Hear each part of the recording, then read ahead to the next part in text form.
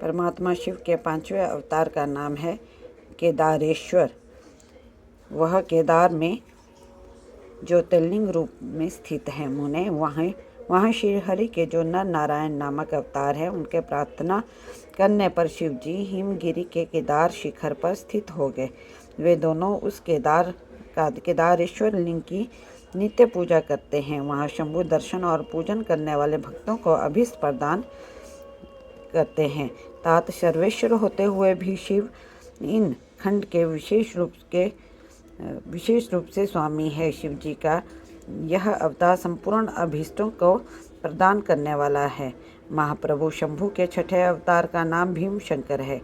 इस अवतार में उन्होंने बड़ी बड़ी लीलाएं की है और भीमासुर का विनाश किया है। कामरूप देश के अधिपति राजा सुदक्षिण शिव जी के भक्त थे। भीमासुर उन्हें पीड़ित कर रहा था। तब शंकर जी ने अपने भक्त को दुख देने वाले उस अद्भुत असुर का वध करके उनकी रक्षा की। फिर राजा सुदक्षिण के प्रार्थना करने पर स्वयं शिव जी डाकिनी में भीमाशंकर नामक ज्योतिर्लिंग रूप से स्थित हो गए। मुने जो समस्त ब्रह्मांड स्वरूप तथा भोग मोक्ष का प्रदाता है, वह विश्वेश्वर नामक 7वां अवतार काशी में हुआ। मुक्तिदाता सिद्ध स्वरूप स्वयं भगवान शंकर अपनी पूरी काशी में ज्योतिर्लिंग रूप में स्थित है।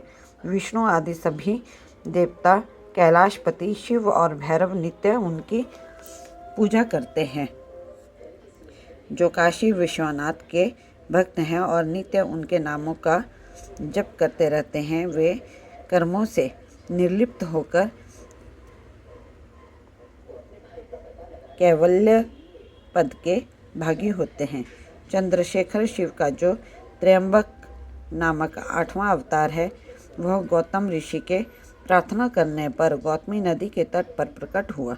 गौतम की प्रार्थना से उन मुनि को प्रसन्न करने के लिए शंकर जी प्रेम पूर्वक ज्योतिर्लिंग स्वरूप से वहाँ अचल होकर स्थित हो गए। अहो, उन महेश्वर का दर्शन और स्पर्श करने से सारी कामनाएं सिद्ध हो जाती है। तत्पश्चात मुक्ति भी मिल जाती है। शिव जी के अनुग्रह से शंकर प्रिया परम पावनी गंगा गौतम के स्नेहवश वहाँ गौतमी नाम से प्रवाहित हुई। उनमें 9वां अवतार वैद्यनाथ नाम से प्रसिद्ध है। इस अवतार में बहुत सी विचित्र लीलाएं करने वाले भगवान शंकर रावण के लिए आविर्भूत हुए थे। उस समय रावण द्वारा अपने लाए जाने को ही कारण मानकर महेश्वर ज्योतिर्लिंग रूप से चिताभूत भूमि में प्रतिष्ठित हो गए। उस समय से वे त्रिलोकी में नाथेश्वर नाम से विख्यात हुए। वे भक्ति पूर्वक दर्शन और पूजन करने वाले को भोग मोक्ष के प्रदाता हैं। मुने, जो लोग इस नाथेश्वर शिव के महात्म को पढ़ते और सुनते हैं, उन्हें यह मुक्ति का भागी बना देता है। 10वां नागेश्वर अवतार कहलाता है। यह अपने भक्तों की रक्षा के लिए प्रादुर्भाव हुआ था। यह सदा दुष्टों को दंड देता रहता है।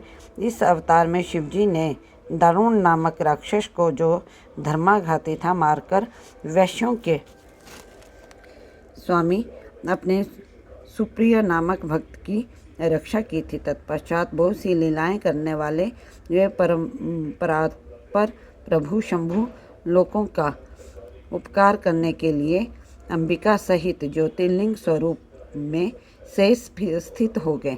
मुने, नागेश्वर नामक उस शिवलिंग का दर्शन तथा अर्चन करने से राशि के राशि महान पातक तुरंत विनष्ट हो जाते हैं। मुने, शिवजी का 11वां अवतार रामेश्वर अवतार कहलाता है। श्री रामचंद्र का प्रिय करने वाला उसे श्री राम ने ही स्थापित किया था। जिन भक्त वत्सल शंकर ने परम प्रसन्न होकर श्री राम को प्रेम पूर्वक विजय का वरदान दिया था, वे ही लिंग रूप में आविर्भूत हुए। मुने, तब श्री राम के अत्यंत प्रार्थना करने पर वे सेतु बंध पर ज्योतिर्लिंग रूप से स्थित हो गए। उस समय श्री राम ने उनकी भली भांति सेवा पूजा की। रामेश्वर की अद्भुत महिमा की भूतल पर किसी से तुलना नहीं की जा सकती। यह सर्वदा भुक्ति मुक्ति की प्रदायिनी तथा भक्तों की कामना पूर्ण करने वाली है। जो मनुष्य भक्ति पूर्वक रामेश्वर लिंग को गंगा जल से स्नान कराएगा वह जीवन मुक्त ही है। वह इस लोक में जो देवताओं के लिए भी दुर्लभ है, ऐसे संपूर्ण भोगों को भोगने के पश्चात परम ज्ञान को प्राप्त होगा। फिर उसे कैवल्य मोक्ष मिल जाएगा। घुष्मेश्वरा अवतार शंकर जी का 12वां अवतार है।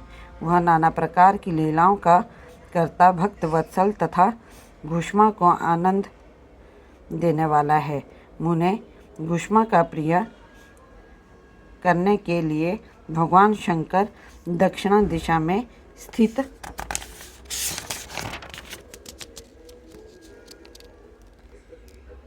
देवशैल के निकटवर्ती एक सरोवर में प्रकट हुए। मुने घुष्मा के पुत्र को सुदेहा ने मार डाला था। उसे जीवित करने के लिए घुष्मा ने शिवजी की आराधना की।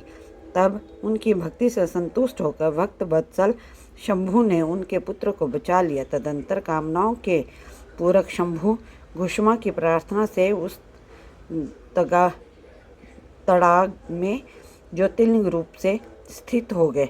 उस समय उनका नाम घुष्मेश्वर हुआ। जो मनुष्य उस शिवलिंग का भक्ति पूर्वक दर्शन तथा पूजन करता है वह इस लोक में संपूर्ण सुखों को भोगकर अंत में मुक्ति लाभ करता है। सनत कुमार जी कहते हैं कि इस प्रकार मैंने तुमसे इस 12 दिव्य ज्योतिर्लिंगों का वर्णन किया। वे सभी भोग और मोक्ष के प्रदाता है। जो मनुष्य ज्योतिर्लिंगों की इस कथा को पढ़ता अथवा सुनता है वह संपूर्ण पापों से मुक्त हो जाता है तथा भोग मोक्ष को प्राप्त करता है। इस प्रकार मैंने इस शतरुद्र नाम की संहिता का वर्णन कर दिया। यह शिव के 100 अवतारों की उत्तम कीर्ति से संपन्न तथा संपूर्ण अभीष्ट फलों को देने वाली है। जो मनुष्य इसे नित्य समाहित चित्त से पढ़ता अथवा सुनता है उसकी सारी लालसाएं पूर्ण हो जाती है और अंत में उसे निश्चय ही मुक्ति मिल जाती है।